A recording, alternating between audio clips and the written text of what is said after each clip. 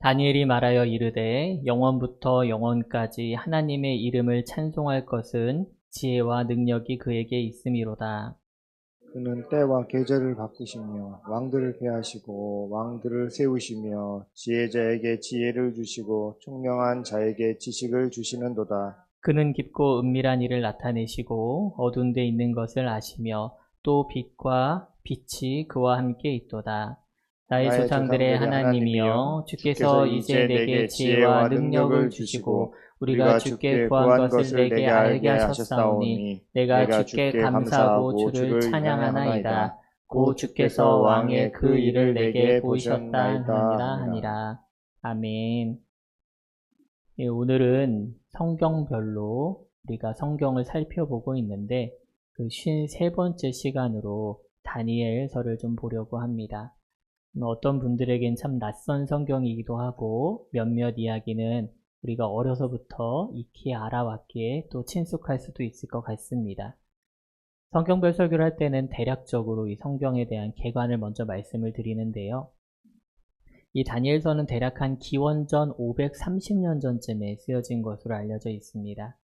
다니엘서를 처음 보시면은 어떻게 이야기를 시작하냐면은 바벨론이라는 나라의 왕인 느부갓네살이 이스라엘을 침공하는 것으로부터 시작을 합니다. 이스라엘은 멸망 직전이었고 바벨론이란 나라는 당시 신흥 강국이었습니다. 예루살렘 성전 안에 있는 예배 때 사용하는 모든 기구들을 바벨론 사람들이 탈취해 갔고 동시에 왕족과 귀족들의 자녀들 중에서 지혜가 있고 지식이 있고 그리고 용모가 뛰어난 마치 우리 교회 아이들 같은 애들만 쏙쏙 뽑아다가 포로로 잡아갔습니다. 그 속 안에 이제 포함되었던 사람들이 바로 다니엘과 그 친구들이었던 것이죠. 앞서 말씀드린 대로 다니엘은 어떤 부분은 조금 익숙하기도 하지만은 또 어떤 부분은 좀 낯설기도 합니다. 1장에서 12장까지 이루어진 이 성경에서 1장에서 6장은 여러분들이 익숙한 이야기로 다니엘과 그 친구들이 어떻게 여러 위기와 위험 가운데서 어떻게 믿음을 지켰는지에 대해서 말을 해주고 있습니다. 그리고 나머지 절반은 하나님이 다니엘의 환상을 보여주시는 장면인데요. 다양한 동물들, 여러 가지 비유를 통해서 앞으로 어떤 나라들이 일어서고 어떤 나라들이 망하게 될 것인지에 대해서 그런 것들을 보여주는 것입니다. 그리고 가장 마지막 장인 12장에서는 이 마지막 때에 대한 이야기를 하면서 성도들이 겪게 될 연단과 또한 얻게 될 구원, 최후 승리에 대해서 선포하면서 다니엘서는 마무리가 됩니다. 이러한 다니엘서는 결국 이 시대를 살아가는 성도들에게 말을 해주는 것이 있습니다. 오늘 말씀의 제목처럼 바로 세상을 이기는 믿음에 대한 이야기를 선포하고 있는 줄 믿기 원합니다. 우리가 이 시대를 살아갈 때 어떤 믿음을 성도들은 견지해야 하는지 그리고 믿음의 능력이 어떠한지 오늘 말씀을 통해서 분명히 우리가 깨달아 알기를 원합니다. 먼저 이 세상을 이기는 믿음은 바로 무엇이냐면요. 바로 왕의 밥상을 거절하는 믿음입니다. 왕의 밥상을 거절하는 믿음. 우리 다니엘서 1장 8절과 9절 말씀 한번 같이 읽어보겠습니다. 시작. 다니엘은 뜻을 정하여 왕의 음식과 그가 마시는 포도주로 자기를 더럽히지 아니하리라 하고 자기를 더럽히지 아니하도록 환관장에게 구하니 하나님이 다니엘로 하여금 환관장에게 은혜와 긍휼을 얻게 하신지라. 아멘. 여러분들 사회생활을 많이 하시는 분들이 계실 텐데 이 사회생활을 하다 보면은 누구와 어디에서 어떻게 밥을 먹는지가 사실 좀 중요할 때가 있습니다. 내가 어떤 사람을 만나고 어떤 장소에서 심지어는 얼마짜리 음식을 먹느냐, 그게 어른들에게는 사실은, 우리 어린 친구들은 그게 뭐가 중요할까 했지만은 어른들에게는 그게 중요하게 여겨질 때가 있습니다. 그게 사실은 자신의 어떤 가치를 드러내는 일이라고 생각하는 사람들도 꽤 있거든요. 그래서 보게 되면은 어디를 가서 내가 유명한 사람을 만났어요.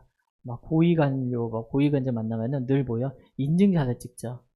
인증샷을 찍습니다. 그걸 통해서 이제 남기는 거죠. 내가 누구와 만났고 누구와 밥을 먹었으며 내가 어떤 사람들과 어울렸는지 말입니다. 오늘 나오는 이 다니엘과 그 친구들의 원래 신분이 뭐죠, 여러분들? 상황이 원래는 포로예요. 전쟁 포로입니다. 전쟁 포로. 그런데 도리어 바벨론에서는 그 소년들을 굉장히 존귀하게 여겼어요. 왜 그러냐면은 그 소년들을 그냥 뽑아온 게 아니잖아요. 앞서 말씀드린 것처럼 왕족의 자녀 중에서, 귀족의 자녀 중에서 지혜와 총명함이 가득하고 용모가 빼어난 사람들만 뽑아왔단 말이에요. 왜 그랬을까요? 이 바벨론이란 나라가 처음에 크지 않았어요. 그러니까 다른 나라들을 포섭하고 또 넓어지면은 다른 나라들을 치리할 사람들을, 다음 세대를 길러내기 위한 목적으로 포로 중에서도 이렇게 골라낸 것이죠. 그 얼마나 존귀하게 되어 있는지, 애지중지했는지 다른 사람도 아니고 왕의 음식을 준비해서 직접 밥상을 차려서 극진히 대접했다라고 분명히 나옵니다. 극진히 대접했죠. 그런데 방금 우리가 읽은 그 밥상을 받은 다니엘의 태도가 굉장히 신기합니다. 의아합니다. 아니 그렇게 존귀하게 대해주고 맛있는 거 진수성찬 주면은 먹어야 되잖아요. 그쵸? 어제 우리 학생부들 모임 가지면서 음식을 먹는데 얼마나 잘 먹던지 제가 더 진수성찬을 차려주고 싶은 마음이 가득했어요. 그 잘 먹는 게 얼마나 예쁜지요. 그러면 이렇게 왕의 밥상을 차려줬으면 먹어야죠. 그런데 다니엘이 뭐라고 말을 해요? 뜻을 정했다고 해요. 뜻을 정한 게 어떤 뜻을 정했대요? 왕의 음식과 그가 마시는 포도주로 자기를 더럽히지 않겠다는 겁니다. 얼마나 깨끗하게 정갈하게 음식 대접했을 텐데 그것이 자신을 도리어 더럽히는 것이라고 말을 합니다. 왜 그렇습니까? 유대인으로서 하나님께서 정하시지 않은 방식의 음식과 하나님의 뜻과 어긋난 방식의 음식들에 대해서 거부하는 것이죠. 그렇기 때문에 그들을 향해서 사람들이 굉장히 놀랄 수밖에 없었어요. 없어서 못 먹는 음식에 대해서 이럴 수가. 이 뜻을 정했다라고 하는 것은 단순하게 그렇게 하기로 마음먹어서 정도가 아니라 언어로 보면 심장에 박았다라고 말을 해요. 내 심장 한가운데 이렇게 하기로 결심해서 탁 박아서 움직이지 않았다라는 것을 말을 합니다. 하나님 앞에서 내가 이 일로 인해서 부정해지지 않겠다. 내가 이 일로, 이 음식으로 해서 내가 정결한 주님의 사람으로서의 그 길을 벗어나지 않겠다라고 하는 결단을 한 것입니다. 도리어 환관장, 그러니까 그 일을 맡아서 일을 보던 사람이 걱정을 해요. 아니, 왕의 밥상을 안 먹는 것도 문제지만 너희들 그래서 얼굴이 문제가 생기면, 너희 건강에 문제가 생기면 나도 죽고 너희도 죽는다. 그렇겠죠. 그럴 목적으로 막 먹이는 것이니까요. 그런데 도리어 시험해 보라고 합니다. 자신들에게 정해진 음식이 아니라 이 음식을 받지 않고 되었을 적에 내가 어떤가 한번 살펴보라고 하니까 열흘만 시간을 달라고 그래요. 열흘만. 그래서 12절에 보니까 채식과 물로 열흘 동안 시험을 했는데 어때요? 왕의 음식을 먹은 다른 소년들보다 얼굴이 훨씬 좋았다라고 결과가 나옵니다. 왕의 밥상을 여러분들 거절하실 믿음이 있으신가요? 참 쉽지 않을 것 같아요. 참 쉽지 않습니다. 우리가 믿음의 생활을 한다면서도 때로는 하나님의 뜻인가 살피기 전에 내 눈에 보기 좋은 것, 내 뜻에 합당한 것, 내 마음에 드는 것으로 가는 믿음이 있을 때가 있으면 우리는 고백하지 않을 수 없습니다. 우리가 이 음식에 대하여 그런데 일찍이 하나님은 저희를 훈련시키셨어요. 어떻게 훈련시키셨어요? 바로 여러분들 만나 기억하세요. 만나. 출애굽 이후에 아무것도 소산이 나지 않는 그 광야에서 하나님께서 먹이기 시작하신 거예요. 우리는 어떻게 해야 되면 경작을 해야 되고 야채를 길러내야 되고 채소를 길러내야 되고 동물을 길러내서 그것을 잡고 먹어야 한다는 그런 생각을 있습니다. 근데 광야가 어떤 곳이에요? 아무것도 할 수 없는 곳이에요. 내 힘으로 비 한 방울 내리게 할 수 없고 내 힘으로 아무것도 경작해서 먹을 수가 없는 땅이에요. 그런 땅에 우리는 내버려졌다고 생각을 했었을 겁니다. 그 수많은 수십만의 사람들, 수백만의 사람들이 한순간에 삶의 터전에서 나와 광야에 내던져진 것 같은 그런 삶을 살고 있다고 느꼈을 거예요. 그런데 그때 하나님이 어떻게 하세요? 만나로 먹이시는 거예요. 그걸 통해서 내 힘으로 사는 게 아니구나. 하나님이 공급하시는구나라는 것을 철저하게 이스라엘 백성들은 배우기 시작했습니다. 또한 그것이 신약에 와서는 우리 가운데 훈련과 기도로 반복됩니다. 우리가 우리의 몸된 예수 그리스도를 기억하기 위해서 성만찬을 통해서 우리의 생명으로 오신 그분을 기억하는 것이고요. 또한 우리가 일용할 양식에 대한 기도를 하지 않습니까? 날마다 우리 삶 가운데 공급하시는 그 주님 앞에 우리가 기도함으로 내가 지금 일하고 내가 땀 흘리는 것 같지만 결국 날마다 공급하시는 그 주님이 아니고서는 살아갈 수 없음을 우리는 기도로 고백하는 것 아니겠습니까? 또한 우리가 그것을 삶 가운데 공급자 되시며 우리의 충만자 되시는 그 분을 고백하는 방식으로 또한 실천하는 방식으로 우리가 정말 정직하게 땀 흘려 번 헌금과 헌신을 주님 앞에 드린 것 아니겠습니까? 세상 사람들은 얘기해요. 아니 그렇게 헌금 내고 그렇게 11조 내서 어떻게 삶을 영위하냐고. 그 돈 모아서 애들 가르치고 살아가야지. 전혀 틀린 말이 아니에요. 그럼에도 불구하고 우리가 그것을 아낌없이 즐거운 마음으로 드릴 수 있는 이유가 뭡니까? 우리의 공급자 되시며 우리를 책임지시며 왕의 밥상을 몰리더라도 우리에게 더 큰 것으로 공급하시는 그 주님을 믿는 믿음이 있기 때문입니다. 그래서 우리가 이 모든 행동이 결국 하나님을 공급하심을 믿는 행위이자 고백이 될 수밖에 없는 것이죠. 그래서 이 모든 사건이 왕의 밥상을 물리고 하나님의 공급만으로 살았던 다니엘이 결국 하는 고백이 무엇입니까? 우리 1장 17절 말씀 같이 읽겠습니다. 시작. 하나님이 이 네 소년에게 학문을 주시고 모든 서적을 깨닫게 하시고 지혜를 주셨으니 다니엘은 또 모든 환상과 꿈을 깨달아 알더라. 아멘. 아멘. 1장 17절에서 이렇게 고백을 하는 겁니다. 안 될 것 같았는데, 문제가 생길 줄 알았는데, 도리어 어떤 일이 벌어져요? 도리어 하나님께서 다른 이들에게 없는 모든 학문을 주시고 모든 서적을 깨닫게 하시며 지혜를 주셨습니다. 그리고 그 이후에 일어날 모든 일들에 대한 꿈과 환상을 깨달아 알게 하는 놀라운 능력으로 하나님께서 그 자녀들에게 함께 하신 것을 우리는 볼 수 있습니다. 이게 바로 왕의 밥상을 거절할 수 있는 믿음인 줄 우리는 믿습니다. 또한 우리가 이 다니엘서를 통해서 알 수 있는 것은 바로 우리는 세상을 향해 담대한 선포를 해야 한다는 것입니다. 세상을 향해서 우리는 담대한 믿음을 가지고 주님의 것으로 선포해야 되는 존재인 줄 믿으시기 원합니다. 이 담대한 선포는 여기에 나오는 대표적인 왕들의 일과 연관되어서 우리는 이해할 수 있는데요. 이 왕, 우리가 다니엘과 친구들을 데리고 왔던 그 왕의 이름이 느부갓네살 왕이라고 했습니다. 그 느부갓네살 왕과 관련된 몇 가지 이야기를 통해서 우리에게 주어진 세상을 향한 담대한 선포가 무엇인지 우리는 볼 수 있습니다. 2장에 보게 되면은 느부갓네살 왕이 꿈을 꿔요.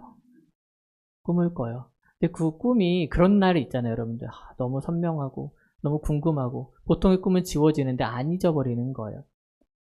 그래서 왕이라고 하는 자리에 있으면은 이게 심상치 않은 꿈이라니까 이 꿈을 통해서 해몽을 하여서 앞으로 이제 국정에 반영도 시키고 어떻게 내가 이끌어가야 하는지 그런 걸 결정을 해야 되는데 그러면 이제 꿈을 푸는 사람들을 부르죠. 근데 이 느부갓네살 왕이 조금 뭐랄까 괴팍했던 것 같아요. 우리 이런 내용들이 성경에 종종 나옵니다. 꿈을 해몽하는 건. 근데 그때 보통 어떻게 해요? 내가 무슨 꿈을 꿨는데 막 얘기하죠. 근데 느부갓네살 왕은 되게 괴팍해서 자신들 궁정에 있는 주술사나 꿈 해몽사 불러요. 그러고선 말을 해요. 내가 꿈을 꿨는데 심상치가 않다. 꿈을 해몽해다오. 예, 왕이시여 무슨 꿈을 꾸셨습니까? 내가 무슨 꿈 꿨는지 니들이 알아야지. 그래야 진짜 그 꿈을 알고 해몽하는 거 아니야? 이런 왕이 없었어요. 다른 데 보면은. 무슨 꿈을 꾸었는지도 알아내고 그 꿈에 대한 해몽까지 하라고 합니다. 그러니까 난리가 났어요. 사람들이. 어떻게 그렇게 해? 아무도 못해요. 그러니까 왕이 화가 났어요. 너무 화가 났어요. 아니 진짜 꿈 해몽가라더니 주술사라더니 다 가짜잖아. 그래서는 여기 보면은 지식인 왕이 말로에서 통분해서 바벨론의 모든 지혜자들을 죽이라고 명령을 합니다. 2장 12절에 보면. 근데 여기에 모든 지혜자들 가운데 누가 들어가냐면은 바로 다니엘과 그 친구들도 들어가니까 잡아 죽이려고 군사들이 움직이기 시작한 거예요. 그때 2장 18절에 하나님께서 움직이기 시작하시는데 하나님이 이 은밀한 일에 대해서 그 소년들을 불쌍히 여기세요. 그리고 그 일을 알게끔 환상으로 보여주십니다.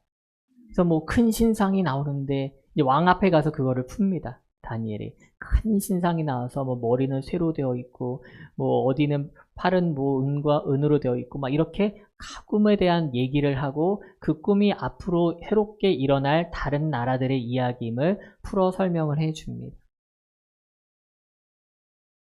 그리고 나서 그 교만했던 느부갓네살 왕이 이렇게 고백을 하는 겁니다. 우리 같이 4장 37절을 한번 보겠습니다. 화면에 있습니다. 시작. 그러므로 지금 나 느부갓네살 왕은 하늘의 왕을 찬양하며 칭송하며 경배하노니 그의 일이 다 진실하고 그의 행함이 의로우심으로 교만하게 행하는 자를 그가 능히 낮추심이라. 아멘. 느부갓네살 왕이요, 굉장히 교만한 사람이었어요. 사실 스킵을 하긴 했지만은 중간에 또 다른 꿈을 통해서 또 다른 왕의 칙령을 통해서 굉장히 교만해집니다. 이 장이 이렇게 꿈을 풀어줬으면 어때야 돼요? 하나님만이 참된 신이십니다. 다 찬송하라. 막 고백은 하는데 3장에 넘어가자마자 금신상을 세우는 거예요. 꿈에서 나왔던 걸 모티브로 했는지 모르겠지만 그래 놓고서는 그 금신상에게 절하지 않는 자들은 사자굴에 쳐넣겠다. 풀무불에다가 쳐넣겠다고 해요. 방금 전에 그 꿈을 해몽하고 그것이 무슨 의미인지를 알았는데 그걸 자기 마음대로 다시 풀어 쓴 거죠. 근데 그 가운데 풀무불에서 하나님이 건져내시잖아요. 다니엘 그 친구들을. 그걸 보고 이 고백을 하는 거예요. 교만해졌던 느부갓네살을 다시 낮추시는 하나님을 우리는 볼 수 있는 것입니다. 그리고 우리는 그의 아들 벨사살 왕이라는 사람을 통해서 다시 한번 이 세상을 향한 담대한 선포가 무엇인지 우리는 만날 수 있는데요.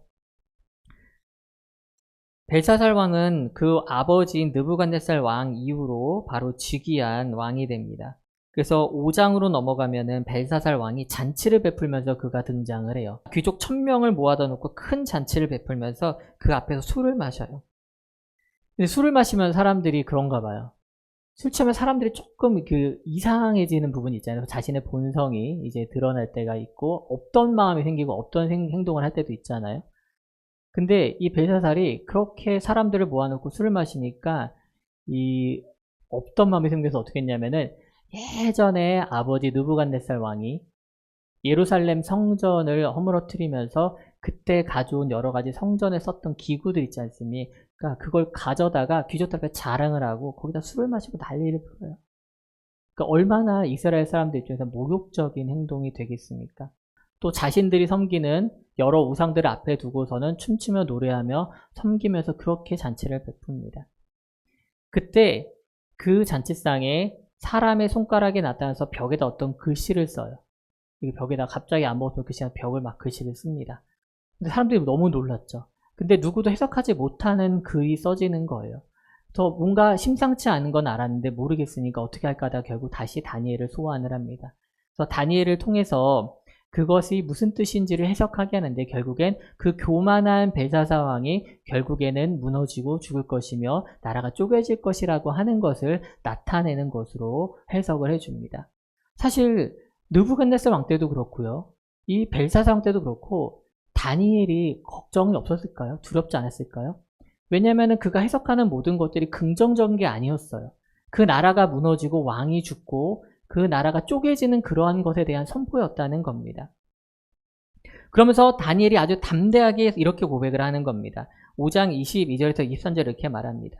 벨사살이여 왕은 그의 아들이 되어서 이것을 다 알고도 아버지 때 일을 다 알았거든요. 느부갓네살 왕이 어땠는지. 그걸 다 알고도 아직도 마음을 낮추지 아니했다라고 말을 해요. 그래서 한 걸음 더 얘기하죠. 도리어 자신을 하늘의 주제보다 높이며 그의 성전 그릇을 왕 앞으로 가져다가 왕과 귀족들과 왕후들과 후궁들이 다 그것으로 술을 마시고 왕이 또 보지도 듣지도 알지도 못하는 금, 은, 구리, 새와 나무, 돌로 만든 신상들을 찬양하고 도리어 왕의 호흡을 주장하시고 왕의 모든 길을 작정하신 하나님께는 영광을 돌리지 아니한지라. 여러분들이 이런 말을 왕의 앞에 가서 할 수 있을까요? 포로 신분으로. 이 동네에 어떤 높은 군수라던가, 9년 앞에서도 마음대로 얘기 못하지 않아요, 우리가 사실은. 있는 그대로 그의 치부를 드러내고 그의 잘못을 지적하지 못한다는 겁니다. 그럼에도 불구하고 다니엘은 어땠어요? 세상을 향해서 담대한 선포를 한 것입니다. 왜요? 하나님이 주신 말씀이니까.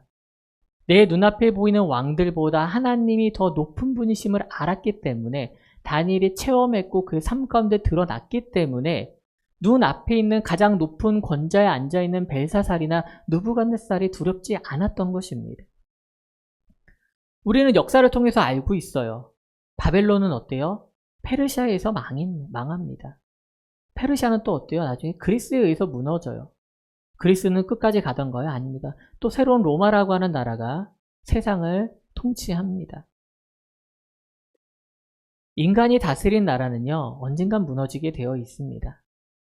하지만 오늘 이 다니엘서에서 우리가 더 보겠지만은, 옛적부터 계신 이는 세상의 통치를 넘어서기 때문에 나라가 흥하고 망하는 것과 관계없이 그는 영원히 통치하십니다. 그렇기 때문에 우리 이 땅을 살아가는 믿음의 백성들은 나라의 구금과 나라의 변함에 따라 흔들리는 것이 아니라 더 크신 그 주님의 일하심을 보고 세상을 향해서 하나님이 주시는 마음으로 담대하게 선포해야 한다는 것입니다. 그래서 다니엘서는 그가 보는 환상 가운데 이렇게 말을 하는데, 7장 9절에 이렇게 얘기합니다. 내가 보니 왕자가 놓이고 옛적부터 항상 계신 이가 자정하셨는데, 그의 옷은 희기가 눈 같고 그의 머리털은 깨끗한 양의 털 같고 그의 보좌는 불꽃이요 그의 바퀴는 타오르는 불이며. 옛적부터 항상 계시니, 그게 누굽니까? 바로 여호와 하나님이십니다. 다니엘은 그분을 보았기 때문에 이 땅에서 조금 몇 미터 높은 그 왕자에 있는 사람들을 두려워하지 않을 수 있었던 것입니다. 훨씬 더 옛적부터 항상 계시니가 이 땅 위를 바라보며 좌정하고 계시기 때문에 흔들리지 않는 믿음을 견지할 수 있었던 것입니다. 또한 다니엘은 그 이어 연결된 환상을 통해서 이런 말도 말합니다. 내가 또 밤 환상 중에 보니 인자 같은 이가 하늘 구름을 타고 와서 옛적부터 항상 계신 이에게 나아가 그 앞으로 인도되매 그에게 권세와 영광과 나라를 주고 모든 백성과 나라들과 다른 언어를 말하는 모든 자들이 그를 섬기게 하였으니 그의 권세는 소멸되지 아니하는 영원한 권세요 그의 나라는 멸망하지 아니할 것이니라. 아멘. 그래서 인자 같은 이가 누굽니까? 맞습니다. 예수 그리스도입니다. 항상 옛적부터 항상 계셨던 그 하나님 곁으로 나아가 인도되며 하나님 아버지께 모든 이 땅의 영광과 권세와 나라를 받은 자, 그게 바로 예수 그리스도이십니다. 다니엘은 이 예수 그리스도 하나님의 인자로 오신 자 또한 보았기 때문에 이 세상을 향한 담대한 선포를 멈추지 않을 수 있었던 것입니다. 예수님은 신약에서 뭐라고 말씀하십니까? 스스로 높이는 자는 낮아질 것이라고, 또한 스스로 낮추는 이는 하나님께서 높이신다는 그 말씀을 우리는 꼭 기억을 해야 합니다. 가장 높으신 하나님 앞에 우리는 모두 낮은 자입니다. 그렇기 때문에 하나님은 당시의 포로로서 정말 연약했던 가장 약한 그 소년들을 도리어 느부갓네살보다, 벨사살보다 더 높은 곳으로 높이신 줄 믿습니다. 그래서 우리의 입술은요, 세상의 패권자들을 향해서, 세상의 권세 잡은 자들을 향해서 그들을 즐겁게 하는 말, 이롭게 하는 말, 귀에 부드러운 말만 하는 것이 아니라 담대하게 주님이 주신 마음을 가지고 선포하며 나아가야 되는 줄 믿습니다. 세상을 향한 이 담대한 믿음을 선포하며 나아가는 저와 여러분 되시길 주님의 이름으로 축복합니다. 또한 이 세상을 살아가는 데 있어서 이 다니엘이 우리에게 마지막으로 요구하는 것은 바로 믿음으로 살아내는 삶을 요구하는 줄 믿기 원합니다. 믿음으로 살아내는 삶. 다니엘은 5장까지 이를 겪으면서 두 왕에 대해서 여러 가지 힘듦이 있었지만 결국 하나님이 승리하심을 드러냈습니다. 이렇게 되면은 이제 승승장구하면서 다니엘이 풀려나고 나라가 복구가 되고 그의 신분이 회복되어야 될 것 같은데 6장으로 넘어가면 그렇지 않아요. 6장으로 가면은 5장 마지막 절에 메데라는 나라가 새롭게 서면서 다리오 왕이 나타납니다. 그리고 그가 다시 한번 다른 관료들의 꼬드김에 넘어가서 왕에게 절하지 않는 자들, 다른 신에게 기도하는 자들을 사자굴에 넣겠다라고 하는 새로운 칙령을 내리죠. 사자굴에 넣는 바로 바뀐 왕이 그런 공표를 하는 거예요. 그런데 다니엘의 행동은 어떻습니까? 우리 같이 6장 10절 읽어보겠습니다. 시작. 다니엘이 이 조서에 왕의 도장이 찍힌 것을 알고도 자기 집에 돌아가서는 윗방에 올라가 예루살렘으로 향한 창문을 열고 전에 하던 대로 하루 3번씩 무릎을 꿇고 기도하며 그의 하나님께 감사하였더라. 아멘. 당장 잡아 죽이겠다고 다니엘을 시기 질투하는 고위 관료들의 눈이 시퍼렇게 뜨고 있고 왕의 문서에 조서에 도장이 미처 마르지도 않은 그때에 다니엘은 가감없이 그가 하던 대로 그걸 알고도 하나님께 감사의 예배를 올립니다. 기도를 드립니다. 다른 방식의 기도도 아니 하나님 이걸 어떻게 해야 될까요? 아니 하나님 감사합니다. 그 삶의 습관대로 살아오던 방식대로 굴하지 않고 도리어 그의 믿음대로 사는 모습을 우리는 볼 수 있습니다. 어떻게 그래요? 다니엘은 다리오 왕이 새로운 왕이 세워지기 전에 메데라고 하는 새로운 나라가 세워지기 전에 이미 더 많은 일들을 겪어오면서 정말 하나님이 살아계시는구나. 하나님이 이 땅의 통치자 되시는구나. 하나님이 모든 권세 위에 계시는 분이라는 것을 너무나도 철저하게 알았기 때문에 그가 풀무불을 지나고 사자굴을 지나면서 그가 두려울 것이 없었다는 겁니다. 그래서 그가 수많은 일들과 행동 가운데 결국은 그가 고백하는 말이 바로 이것입니다. 7장 22절 같이 한번 읽어보겠습니다. 옛적부터 항상 계신 이가 와서 지극히 높으신 이의 성도들을 위하여 원한을 풀어주셨고 때가 이름에 성도들이 나라를 얻었더라. 아멘. 아멘. 다니엘의 상황은 바뀌지 않았어요, 여러분들. 나라의 이름만 바뀌었고 여전히 포로의 신분이었고 왕은 여러 가지 모양으로 믿음과 신앙을 협박해 오며 무너뜨리려고 합니다. 도전이 멈추지 않아요. 금신상에 절하라고 하고요. 나 외에는 다른 신을 섬기지 말라는 도전이 계속 있습니다. 그럼에도 불구하고 고백하는 게 뭡니까? 옛적부터 항상 계신 이가 와서 지극히 높으신 이의 성도들을 위하여 원한을 풀어주셨다는 겁니다. 그리고 때가 이르면 마침내 성도들이 나라를 얻게 된다는 것입니다. 이게 우리가 마지막 때까지 믿음을 붙들고 나가야 할 고백인 줄 믿습니다. 우리 가운데 이러한 믿음으로 살아내는 그런 결단이 있기 원합니다. 다니엘에게서 우리가 무엇을 배워야겠습니까? 다니엘요? 여러분들 나이에서 우리 학생들 앉아있죠? 소년이라면 당시 소년은 13살, 15살을 말해요. 그 어린아이가 어떻게 그런 믿음을 가지고 있었을까요? 하나님이 함께 하셨기 때문이에요. 하나님이 그의 삶 가운데 은혜를 베푸시고 내가 너와 함께 한다는 것을 보여주었기 때문에 그 어린 소년들이 어른들도 갖지 못하는 믿음을 가졌다는 겁니다. 그리고 그 믿음이 계속 시간이 지남에 따라 무너지는 게 아니라 더욱더 견고해지면서 하나님 앞에 소망을 가지고 새로운 다가오는 여러 도전 가운데서도 믿음으로 살아낼 수 있었던 것입니다. 마지막으로 말씀 한 가지 놔두고 말씀을 마치려고 합니다. 혹시 눈썰미가 있으셔서 보신 분이 있는지 모르겠어요. 혹시 보셨나요? 우리 교회에 새로운 게 들어왔는데 아시는 분도 있고 뭐냐 하실 분도 있는데 이게 보는 눈이 다르더라고요. 이게 사람마다 저게 교회 저거 고치면 좋을 텐데 저건 좋을 텐데 하다가 저는 늘 이게 배전함을 보이는 게 너무 싫어서 이 뒤쪽에 액자를 걸었어요. 이런 거를 한참 고민했어요. 오랫동안 사이즈도 그렇고 막 내용도 그렇고 마음에 드는 게 없다가 오랜 시간 찾았는데 거기서 이 글귀와 그림이 주는 감동이 있어서 이걸 선택했습니다. Be Still이라고 되어 있죠. 어떤 그림인지 감이 오세요, 여러분들? 큰 풍랑이 있고 작은 배가 하나 물 위에 떠 있습니다. 어제 주찬이가 보더니 무슨 말씀인지 알더라고요. 대견했어요.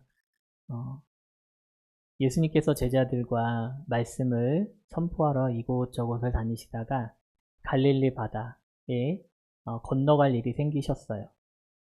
배를 타고 제자들과 함께 그 강을 호수를 건넙니다. 예수님이 피곤하셨나 봐요. 곤히 잠드셨어요. 근데 갑자기 평범했던 그 바다가 큰 풍랑이 일어나는 거예요. 배를 삼킬 것 같은 파도가 치면서 사람들에게 위협을 가합니다. 그러니까 제자들이 어떻게 해요? 어떡하나. 큰 광풍이 불어서 어떻게 해야 할지를 모르는 겁니다. 근데 예수님은 배끝에서 베개를 베고 주무시는 거예요. 그러니까 제자들이 멈추지 않을 것 같으니까 어떻게 해요? 선생님 일어나 보세요. 큰일 났어요. 지금 우리 다 죽게 생겼어요. 예수님이 딱 일어나서 딱 한마디 말씀하세요. 뭐라고 하세요? 예수께서 깨어 바람을 꾸짖으며 바다더러 이르시되 잠잠하라 고요하라 하시니 바람이 그치고 아주 잔잔하여지더라. 여기서 이제 우리말로는 잠잠하라 고요하라라고 되어 있는데 이 고요하라 부분을 be still 가만히 있어라 이렇게 우리말로는 번역을 했습니다. 참 쉽지 않죠, 여러분들. 삶의 도전 가운데 가만히 있는 것, 주님이 계심에도, 옆에 계심에도 우리가 가만히 있을 수 있는 존재인가요? 사실 예수님의 이 말씀이 저는 참 이중적으로 들렸어요. 말 그대로 넘나드는 그 파도를 향해서 고요하라, 잠잠하라 라고 하는 것과 동시에 그 상황 가운데 흔들리는 제자들을 향해서 삶의 도전과 여러 가지 아픔과 힘든 가운데서 어찌할 바를 모르고 발을 동동 구리고 있는 마치 저에게, 우리들에게 또 똑같이 잠잠해라, 고요해라, be still 말씀하신 것 같이 저는 느꼈습니다. 오늘 이 다니엘의 이야기는 참 우리에게 앞으로 어쩌면 다가올지도 모르는 험난한 믿음의 여정을 얘기할 수도 있습니다. 더 많은 일들이 일어날지도 몰라요. 근데 우리가 정말 주님의 말씀을 믿고 그 가운데 우리가 고요할 수 있을까요?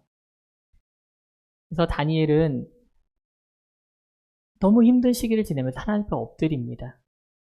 마치 제자들이 예수님의 발꿈치를 짚고 주여 어떻게 해야 됩니까? 라는 것처럼요. 근데 다니엘 10장에 이렇게 하나님께서 위로하시면서 말씀이 마칩니다. 우리 같이 한번 글씨가 좀 작긴 한데요. 잘 안 보이시는 분들은 다니엘서 10장 19절을 펴셔도 좋습니다. 다니엘 10장 19절입니다. 같이 읽겠습니다. 이르되 큰 은총을 받은 자여 두려워하지 말라. 평안하라. 강건하라. 그가 이같이 내게 말하매 내가 곧 힘이 나서 이르되 내 주께서 나를 강건하게 하셨사오니 말씀하옵소서. 아멘. 이 시대를 믿음으로 살아가기로 결단한 사랑하는 성도 여러분, 주님께서 여러분들을 은총을 받았다고 분명히 선포하십니다. 두려워하지 말라라고 말씀하십니다. 평안을 선포하십니다. 강건하게 붙들어 주실 거라고 주님께서 분명히 여러분들에게 말씀하십니다. 그랬을 적에 여러분들 가운데 새로운 힘, 세상이 줄 수 없는 힘이 또한 다시 한번 여러분들을 이 세상 가운데 살아갈 수 있게끔 붙드시는 줄 믿습니다. 부디 이 믿음을 가지고 이 세상을 이기는 믿음을 가지고 담대하게 하나님의 마음과 사랑을 세상에 선포하며 나아가는 우리 모두 되기를 주님의 이름으로 축복합니다.